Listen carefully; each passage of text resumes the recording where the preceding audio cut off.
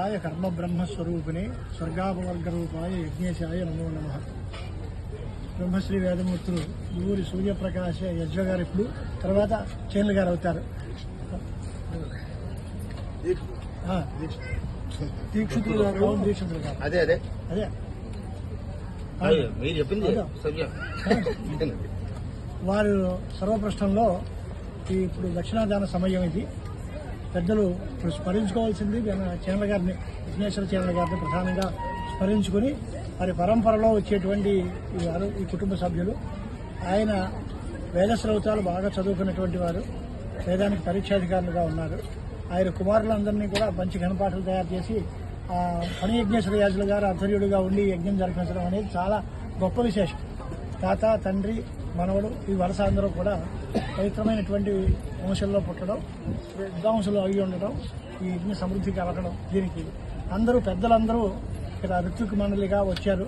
చాలా గొప్ప గొప్ప విద్వాంసులు అందరూ కూడా ఆర్తిథ్యానికి అంగీకరించి ఇక్కడికి రావడం ఈ యజ్ఞం యొక్క అదృష్టం, చూసిన వాళ్ళ యొక్క భాగ్యం, యజమాని యొక్క పూర్వపుణ్యం. ఇంకా దక్షిణ భాగం దగ్గరకు వచ్చేసరికి ఇంత పెద్ద దక్షిణ ఈ మధ్యకాలంలో వెళ్ళలేదు. నేను యజ్ఞాలు చాలా తక్కువ అనుకోని వెళ్ళటం, కానీ అందరూ చెబుతూ ఉంటారు కదా అక్కడ దక్షిణ ఇలా ఉంది, ఇంత దక్షిణ ఇలా ఉంది అని ఈ మాట. కానీ అందరూ చెప్పిన దానికంటే మహావైభవంగా చేస్తున్నారు. ఏమాత్రం అహంకారం లేకుండా సాత్విక ప్రవృత్తితో ఇంతకంటే చేయలేకపోతున్నాము అనేటువంటి భావంతో చేస్తున్నారు తప్ప ఇంత చేస్తున్నాము అనేటువంటి అహంకారం లేదు. వారు యజ్ఞం చేసినప్పుడు కూడా చాలా గొప్పగా యజ్ఞం జరిపించారు ఈ తొండవరంలో.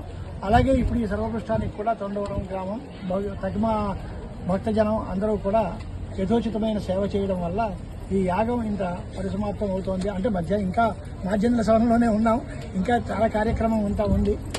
శృతి చెప్పినట్టుగా ఇందాక మన గణపతి గారు చెప్పినట్టుగా మాధ్యంధ్రనే సవనే దక్షిణానీయంతే అని దక్షిణాదాన కాలం కనుక ఋత్విక్కులకి, సదస్సులకి అందరికీ భూరి దక్షిణలు ఇవ్వడం, దాని దక్షిణల వల్ల ఈ యజ్ఞం పరిసమాప్తం అవుతుంది.